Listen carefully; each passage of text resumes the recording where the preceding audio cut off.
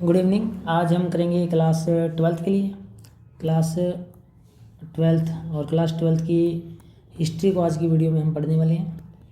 और इतिहास में आज हमने लेसन शुरू किया हुआ है, लेसन नंबर 5, और लेसन का नाम था और ये स्टार्ट कर दिया था हमने यात्रियों के नज़रिए। यात्रियों के नज़रिए समाज के बारे में उनकी समझ लगभग 10वीं और 17वीं सदी तक। चलिए स्टार्ट करते हैं। आज हमने पढ़ना है ये इब्न बतूता। इधर देख लो, अगर नहीं दिख रहा तो यहाँ दिख रहा है, अगर उसमें दिख रहा तो तुम देख रखो।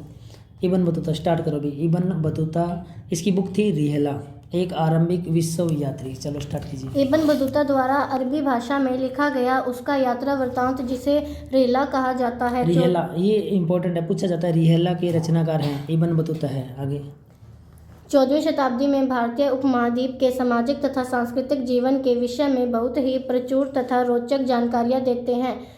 मोरक्को, ये पेपर में बहुत बार आया हुआ है कि इब्न बतूता कहाँ से आया था, तो अफ्रीका के एक अफ्रीकन देश है मोरक्को, वहाँ से आया था भी। मोरक्को के इस यात्री का जन्म तेंजियर के सबसे सम्मानित तथा शिक्षित परिवार में से एक, जो इस्लामी कानून अथवा शरिया पर नाम याद रखना, ये आगे आता है, अपनी विशेषज्ञता के लिए प्रसिद्ध था। शरिया का मतलब होता है इस्लामी कानून। शरिया को मानते हैं, जो इस्लामी कानून को मानते हैं ना, तो उनको बोलते हैं, ये किसको मानते हैं? शरिया को मानते हैं। आगे अपने परिवार के परंपरा के अनुसार इब्न बतूता ने कम उम्र में ही साहित्य तथा शास्त्र रूढ़ शिक्षा हासिल की। हाँ जी, रुक जाओ एक मिनट, ये हो गया। नेक्स्ट आगे कंटिन्यू। अपनी श्रेणी के अन्य सदस्यों के विपरीत इब्न बतूता पुस्तकों के स्थान पर यात्राओं से अर्जित अनुभव को ज्ञान का अधिक महत्वपूर्ण स्रोत मानता था। उसे यात्राएं करने का बहुत शौक था और वह नए नए देशों और लोगों के विषय में जानने के लिए दूर दूर के क्षेत्रों तक गया। 1332-1333 में भारत के लिए प्रस्थान करने से पहले वह मक्का की तीर्थ यात्रा और देखो मक्का मदीना की तीर्थ यात्रा होती है, तो पहले वो भारत आने से पहले वो कहाँ गया है? मक्का की यात्रा पर गया है। आगे सीरिया, इराक, फारस, यमन, ओमान तथा पूर्वी अफ्रीका के कई तटीय व्यापारिक बंदरगाहों की यात्रा कर चुका था। मतलब इतना घुमा हुआ है कि पूरा, मतलब उसने विश्व भी लगभग देख रखा है। सीरिया वो गया हुआ है, इराक गया हुआ है, फारस गया हुआ है, यमन गया हुआ, ओमान गया हुआ है, पूर्वी अफ्रीका के देशों में यात्रा कर चुका है। आगे मध्य एशिया के रास्ते होकर इब्न बतूता सन 1933 में स्थल मार्ग से सिंध पहुंचा। बस रुक जाओ। इब्न बतूता भारत आ रहा है सन 1933 में। वो स्थल मार्ग से कहाँ पहुंचा है? मध्य एशिया से होता हुआ कहाँ पहुंचा? सिंध। अपने को लग रहा है सिंध सर पाकिस्तान में, लेकिन उस वक्त जब ये पहुंचा, ये 1313, उस वक्त क्या भारत और पाकिस्तान था क्या? नहीं था। तो पाकिस्तान किसका हिस्सा था? पूरा पाकिस्तान तो भारत ही था। तो सिंध में आने का मतलब वो कहाँ पर आया? भारत में। समझ रहे हो? क्योंकि 1333 में तो पाकिस्तान नाम की कोई चीज़ नहीं है ना, 1947 में बनाया। तो ये सिंध पहुंच रहा है। सिंध पहुंचने का मतलब कहाँ पहुंचा है? भारत पहुंचा है। आगे उसने दिल्ली के सुल्तान मोहम्मद बिन तुगलक इंपॉर्टेंट है, बारे में सुना ये इंपॉर्टेंट है। उस वक्त कौन था? तुगलक वंश का राज था। दिल्ली में किसका राज था? तुगलक वंश। ये दिल्ली सल्तनत चल रही थी। क्या चल रही थी? दिल्ली सल्तनत। पहले दिल्ली सल्तनत आती है, बाद में आता है मुगल काल। मुगल काल में पहला राजा था बाबर। जब बाबर आ जाता है ना, तब शुरू हो जाता है मुगल काल। और उससे पहले क्या चल रहा था? दिल्ली सल्तनत। तो ये दिल्ली सल्तनत में तुगलक वंश का राजा है सुल्तान मोहम्मद बिन तुगलक। आगे और कला और साहित्य के एक दयाशील संस्करण के रूप में संरक्षक होता है, जो जिसको मतलब एक तरीके से सुरक्षा करता है। उसकी ख्याति से आकर्षित हो बतूता ने मुल्तान एक देश है जो आज पाकिस्तान में, सहवाग को बोलते हैं मुल्तान का सुल्तान। सहवाग कौन है? वीरेंद्र सहवाग का नाम जानते हो? सचिन तेंदुलकर, वीरेंद्र सहवाग, ये क्रिकेटर ओपनर थे। और सुल्तान ने मतलब सहवाग ने मुल्तान में एक क्रिकेट स्टेडियम है, वहाँ पर दो बार शायद 300 रन बनाए थे लगातार, तो इसलिए सहवाग को कहते थे मुल्तान का सुल्तान। मुल्तान और उच्छल के रास्ते होकर उच्च जैसे आज वो कच्छ है ना, जो अपना गुजरात वाला कच्छ एरिया, वो के रास्ते होकर दिल्ली की ओर प्रस्थान किया। सुल्तान उसकी विद्वता से प्रभावित हुआ और सुल्तान कौन सा सुल्तान? मोहम्मद बिन तुगलक प्रभावित हुआ और उसे दिल्ली का काजी या न्यायाधीश, मतलब देखो उसको, मतलब उसकी जानकारी अच्छी थी ना इस्लाम धर्म के बारे में। उसने लिखा ना इस्लामिक कानून, जिसको अपने शरिया बोलते हैं। शरिया वो पीछे आया था अभी, तुमने देखा तो इसको जानकारी अच्छी थी, तो इसको क्या बना दिया? इसको काजी बना दिया। काजी का मतलब होता है न्यायाधीश, न्यायाधीश का मतलब जज बना दिया इसको। आगे चलो। वह इस पद पर कई वर्षों तक रहा किसकी बात कर रहे हैं? इब्न बतूता की। इब्न बतूता की। पर फिर उसने विश्वास खो दिया और उसे कारागार में लो कैद कर दिया ये तो गया। हालत है, उसने विश्वास खो दिया, उसको चक्के जेल में डाल दिया। उसने ऐसा क्या कर दिया था? आगे चलो। बाद में सुल्तान और उसके बीच की गलतफहमी दूर करने के बाद उसे राजकीय सेवा में पुनः स्थापित किया गया 1342। आया कब था ये? आया कब था? 1333 1333। और अब बात कब की हो रही है? 1342 1342 की बात हो रही है। तो 1342 में क्या हुआ देखते हैं। 1342 में मंगोल शासक के पास सुल्तान के दूत के रूप में चीन जाने का आदेश दिया गया। देखो, मंगोल के शासक के पास कहाँ जाने का आदेश दिया है? चीन जाने का। आगे। अपनी नई नियुक्ति के साथ इब्न बतूता मध्य भारत के रास्ते मलाबार तट की ओर बढ़ा। मलाबार से वह मालदीव गया, जहां वह 18 महीने तक काजी के पद पर रहा। रुक जाओ, देखो मालाबार साउथ में अपने, और मालाबार होते हुए कहाँ गया वो? कौन से देश की यात्रा पर? मालदीव पहुंचा। वहां पर 18 महीने तक कौन सी पोस्ट संभाली उसने? काजी यानी न्यायाधीश की पोस्ट संभाली। आगे। पर अंततः वो कहाँ गया? श्रीलंका जाने का निश्चित किया। आगे। बाद में एक बार फिर वह मालाबार तट तथा मालदीव गया और चीन जाने के अपने कार्य को दोबारा शुरू करने से पहले वह बंगाल तथा असम भी गया। वह जहाज से सुमात्रा द्वीप है, ध्यान रखना। सुमात्रा गया और सुमात्रा में ये एक अन्य इंडोनेशिया जहाज में से सुमात्रा द्वीप है ना? नगर। रुको, सुमात्रा जो है वो कहाँ पर है? इंडोनेशिया में है। और अन्य जहाज से वो कहाँ गया? चीनी बंदरगाह। बिल्कुल। कहाँ पर पहुँच गई तुम? आगे पहुँच गया। पहले इसको देख लो थोड़ा सा, ये क्या है? कुछ दिया हुआ है। घोंसले से निकलता पक्षी। पढ़ना इसको क्या है? यह रिहला से लिया गया। रिहला क्या है? इब्न बतूता ने लिखा है। आगे।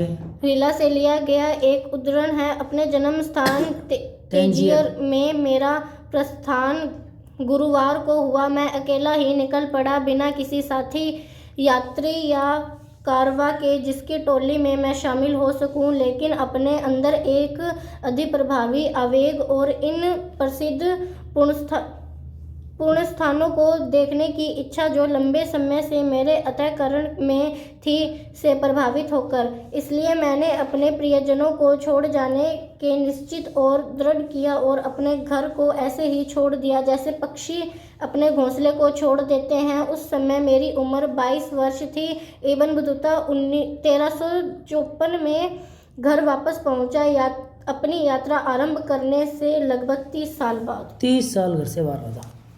अब पुराने टाइम में वो हवाई जहाज तो थे नहीं, जल यात्रा करनी थी। वो मतलब जहाज पानी वाले, उन वो डाकू हमला कर देते थे। ये देखो क्या दिया हुआ है, ये रहा, ये चित्र देखो। डाकू यात्रियों पर हमला कर रहे हैं। 16वीं शताब्दी का मुगल चित्र देखो। ये बहुत बढ़िया बताया है। ये देखो, ये जो पानी से जो जहाज होते थे ना, उन पर कौन हमला कर देते थे? डाकू लुटेरे थे।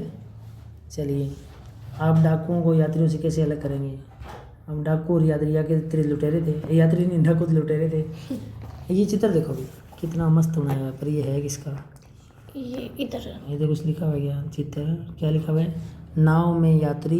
बंगाल में एक मंदिर की मरण मूर्ति कला, लगभग 17वीं 18वीं शताब्दियाँ। कितना पुराना? 17वीं 18वीं शताब्दी। देख लो चित्र देखो, ये नाव है। ये देखो इतनी डिजाइन वाले, वो जो झूला लेते हो ना, ऐसे वाला, ये वाला झूला वो है। ये ऐसे देखना, कभी इधर जाता है झूला, कभी इधर जाता है। इधर जाती जब वो आ करते हो। चलो आगे चलो, चलो स्टार्ट यहाँ से। जैतून जो आज जैतून, ये क्या है? जवाब है क्वाइझुन के नाम से जाना जाता है। नहीं, क्वांझू के नाम से जाना जाता है। उसने व्यापक रूप से चीन में यात्रा की और वह बीजिंग तक गया, की राजधानी। लेकिन वहां लंबे समय तक नहीं ठहरा। 1347 में उसने वापस अपने घर जाने का निश्चय किया। चीन के विषय में उसके वृत्तांत की तुलना मार्को पोलो, ये इम्पोर्टेंट है, मार्को पोलो, जिसने 13वीं शताब्दी के अंत में वेनिस से चलकर चीन और भारत की भी यात्रा की थी, के वृत्तांत से की जाती है।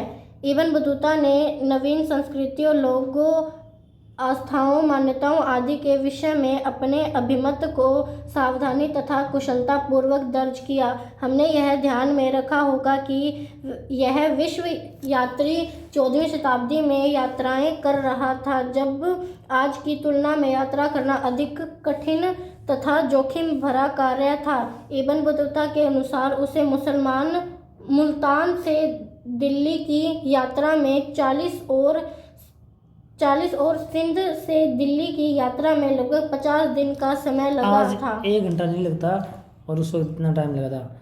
दौलताबाद से दिल्ली की दूरी 40, जबकि ग्वालियर से दिल्ली की दूरी 10 दिन में तय की जा सकती थी। उस वक्त मतलब इतना टाइम लगता था, उस वक्त साधन नहीं थे ना। तो इस बंदे ने देखो कैसे पूरा मतलब 30 साल तो वो घर से बाहर ही रहा था। 30 साल यात्रा करके वापस लौटा, तो कितने साल हो चुके थे उसको? 30 साल हो चुके थे। ये क्या लिखा हुआ है? एकाकी यात्री, पढ़ना। लंबी यात्राओं में लुटेरे ही एकमात्र खतरा नहीं थे। यात्री ग्रहातुर हो सकता था और बीमार हो सकता था। यह रीला से लिया गया एक उदाहरण है। देखो बुखार हो जाता है, बुखार को बोलते हैं जवर। देखो क्या बता रहे हैं, मुझे जवर ने जकड़ लिया था और मैंने अपने आप को कमजोरी के कारण गिरने से बचाने के लिए पगड़ी के कपड़े को जीन से बांध लिया। अतः हम ट्यूनिस शहर पहुंचे और वहां के निवासी शेख और काजी के पुत्र का स्वागत करने के लिए बाहर आए। वे हर और एक दूसरे के लिए अभिवादन और प्रश्नों के साथ आगे आए, लेकिन उसमें से किसी ने भी मेरा अभिवादन नहीं किया, क्योंकि वहाँ कोई भी ऐसा नहीं था जिससे मेरा परिचय हो। अपने एकाकीपन से मैं इतना उदास हुआ कि अपनी आंखों में आए आंसुओं को रोक नहीं सका और बहुत रोया। पर एक तीर्थयात्री मेरी कुंठा का कारण जानकर मेरे पास आया और अभिवादन किया। देखो आप कहीं यात्राओं पर जाते हो तो जरूरी थोड़ी है वहाँ के लोग आपको जानते ही हों, ठीक है। तो एकाकीपन अकेले अपने को यात्रा करनी पड़ती है। एक ये मानचित्र देखो, अफगानिस्तान, सिंध और पंजाब में इब्न बतूता द्वारा भ्रमण किए गए स्थान कई जगहों के नाम इस तरह से लिखे गए हैं जिन पर जिस तरह इब्न बतूता उन्हें जानता होगा। देखो ये देखो, त्रिमिद, ये अंधखोए, बाख, ये क्या है? कुंदुज, आगे परवान, काबुल तो आज भी वही नाम है ना। गजना, इसने गजना लिख रहा है, गजनी जगह थी ये यहाँ से आया था महमूद गजनवी। ये कंधार, ये अफगानिस्तान में है, ये आज भी है। और चलो ये नदियाँ देखो, ये नदियाँ उस वक्त भी, ये नदी आज भी है। ये मेन नदी है, ये उसकी सहायक नदियाँ हैं। ये कौन सी? सिंधु नदी है, उसकी सहायक नदियाँ होगी। ये जगह देखो क्या नाम है? ये अजुदाहन। देखो ये जगह, ये सतलज नदी है, उस वक्त भी सतलज था, इसने नाम रखा है दिल्ली। पहले ये नाम था अपना, दिल्ली का नाम क्या था? दिल्ली। ये अपने दिल्ली है राजधानी। हंसी आज भी है, हंसी सार। सरस्वती, ये नदी है शायद, यहाँ से नहीं जगह है। अबूहर, अजुदाहन, मुल्तान आज भी है। ऊजा, तो कुछ शहरों के नाम तो आज भी है, उसने लिखा था। ये देखो ये जो नदी है ना, ये सिंधु नदी है, ये जो दिखाई इसने सिंधु। और अरब सागर, इसने इसको क्या नाम दिया? लाहरी। तो मतलब उस वक्त इसने कोई मानचित्र ऐसा कोई बनाया था, तो बहुत अच्छी बात है। आगे यहाँ तक ये पूरा करो। यात्रा करना अधिक असुरक्षित भी था। इब्न बतूता ने कई बार डाकुओं के समूह द्वारा किए गए आक्रमण झेले थे। आप किश्ती ले गए या जहाज ले गए, वो समुद्री जहाज ले गए यात्रा करो तो लुटेरे आते थे, लूट के ले जाते थे। यहाँ तक कि वह अपने साथियों के साथ कारवां में चलना पसंद करता था, पर इससे भी राजमार्गों के लुटेरों को रोका नहीं जा सका। मुल्तान से दिल्ली की यात्रा के दौरान उसके कारवां पर आक्रमण हुआ और उसके कई साथी यात्रियों को अपनी जान से हाथ धोना पड़ा। जो जीवित बचे, जिनमें इब्न बतूता भी शामिल था, पूरी तरह से घायल हो गए थे। देखो और कर लो यात्रा करोगे तो उस वक्त ये भी बुरा हालत था, लेकिन करते थे बेचारे। चलो यहाँ तक पूरा करते हैं, सेंड होने वाला है। ये कहाँ तक कर? जिज्ञासाओं का उपभोग। जैसा कि हमने देखा कि इब्न बतूता एक थैला यात्री था जिसने उत्तर पश्चिम अफ्रीका में, थैला का मतलब हट थी कि मेरे को यात्रा करनी है तो करनी है, जिसने उत्तर पश्चिम अफ्रीका में अपने निवास स्थान मोरक्को शायद है ना, वापस जाने के लिए पूर्व कई वर्ष उत्तरी अफ्रीका, पश्चिमी एशिया, मध्य एशिया के कुछ भाग हो सकता है कि वो रूस भी गया हो। भारतीय उपमहाद्वीप तथा चीन की यात्रा की। जब वह वापस आया तो स्थानीय शासक ने निर्देश दिए कि उसकी कहानियों को क्या किया जाए, नोट किया जाए, दर्ज किया जाए। कहाँ घूम के आया बेचारा। शिक्षा मनोरंजन पढ़ो इसको। इब्न जुजाई, जिसे इब्न बतूता के श्रुतलेखों को लिखने के लिए नियुक्त किया गया मतलब था, इब्न बतूता के लेखक कौन लिख रहा है? इब्न जुजाई। आगे अपनी प्रस्तावना में लिखता है, राजा के द्वारा एक शालीन निर्देश दिया गया है कि वे इब्न बतूता अपनी यात्रा में देखे गए शहरों का तथा अपनी स्मृति में बैठ गई रोचक घटनाओं का एक वृत्तांत लिखवाइए और साथ ही विभिन्न देशों के शासकों में से जिनसे वे मिले उनके महान इतिहासकारों के, साहित्यकारों के तथा उनके धर्मनिष्ठ संतों के विषय में बताएं। तदनुसार उन्होंने इन सभी विषयों पर एक कथानक लिखवाया जिससे मस्तिष्क की मनोरंजन, कान और आंख को प्रसन्नता दी। साथ ही उन्होंने कई प्रकार के असाधारण विवरण जिनके प्रतिपादन से लाभप्रद उपदेश मिलते हैं दिए। असाधारण चीज़ों के बारे में बताया जिनके बारे में संदर्भ अभिरुचि जागी। आगे देखो इब्न बतूता के पद चिन्हों पर। आगे बढ़ो। 1400 से 1800 के बीच भारत आए यात्रियों ने फारसी में कई यात्राएं वृत्तांत लिखे। उसी समय भारत से मध्य एशिया, ईरान तथा ओटोमन साम्राज्य की यात्रा करने वाले ने भी कभी कभी अपने अनुभव लिखे। इन लेखकों ने अल बिरूनी और इब्न बतूता के पद का अनुकरण किया। इनमें से कुछ ने इन पूर्ववर्ती लेखकों को पढ़ा भी था। इनमें से सबसे प्रसिद्ध लेखकों, ये इम्पोर्टेंट है, अब्दुल रज्जाक समरकंदी। आगे जिसने 1440 के दशक में दक्षिण भारत की यात्रा की थी। महमूद वली बल्खी, जिसने 1620 के दशक में व्यापक रूप से यात्राएं की थी, तथा शेख अली हाजिन जो 1740 के दशक में उत्तर भारत आया था शामिल है। इसमें से कुछ लेखक भारत में थे और यहाँ के तक कि उनमें से एक महमूद बल्कि तो कुछ इस समय के लिए सन्यासी भी बन गया था। कुछ समय जैसे कि हाजिन कुछ अन्य जैसे कि हाजिन भारत से निराश हुए और वहां तक की घृणा भी करने लगे। वे भारत में अपने लिए एक उत्सवीय स्वागत की आशा कर रहे थे, उनमें से अधिकांश ने भारत को अचंभों के देश के रूप में देखा। हाँ भी, तो ये कुल मिला के भी क्या है जो यात्रा की है उसमें क्या मिला है। अभी तरह ये एक डायग्राम और देख लेते हैं किसका। ये 18वीं शताब्दी का चित्र जिसमें यात्रियों को आग के पास इकट्ठा दिखाया गया। शायद सर्दी लग रही है उनको। ये लो, ये बैठे हैं ये यात्री उस वक्त के। ये लो, आत्मा इसीलिए।